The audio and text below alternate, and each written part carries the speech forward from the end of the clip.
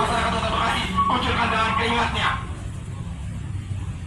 Tapi kenapa kalian semua di sini malah seperti melindungi kalian yang ada di atas, yang ada di tempat duduk yang nyaman, yang ada di dalam berangkas-berangkasnya, yang mungkin mengedap, yang mungkin menyimpan uang miliaran rupiah milik masyarakat Kota Bekasi, yang katanya, yang bentuknya itu dialirkan menjadi pompa air, drainase air, konstruksi jalan, bahkan lain-lain yang sama sekali tidak nyata. Tidak ada kenyataannya. Apakah kita hidup di imajinasi Kota Bekasi yang pada smart city? Apakah kita hidup sampai saat ini hanya dalam kota moderna orang-orang yang ada di atas sekitar? Bapak-bapak di sini harus tahu bahwa bapak-bapak di sini diamanatkan untuk mempekerjakan teknis-teknis lapangan yang memang seperti yang kita harapkan. Wabarakatuh. Hidup mahasiswa. Hidup. Hidup rakyat Indonesia. Hidup.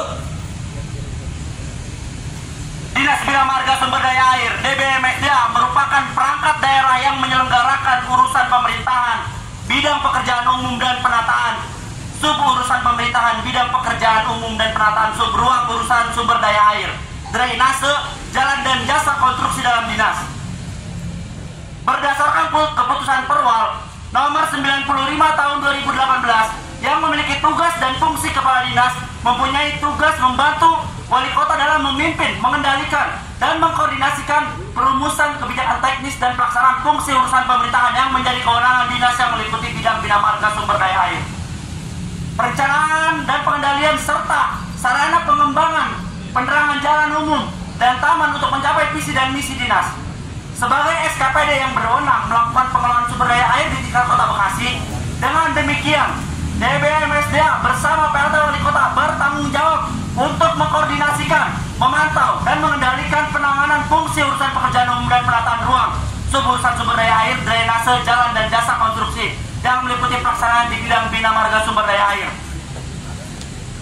Perencanaan dan pengendalian serta pembangunan penerangan jalan umum dan taman dilihat dari permasalahan tubuh DBMSDA yang mana dengan pembelanjaan barang dan tanggal pembuatan 19 Juli 2022 pengadaan pompa Kota Bekasi untuk mengantisipasi banjir, potensi tindakan korupsi dan nepotisme dalam pengadaan karena diduga fiktif dengan pagu anggaran fantastis. Wow.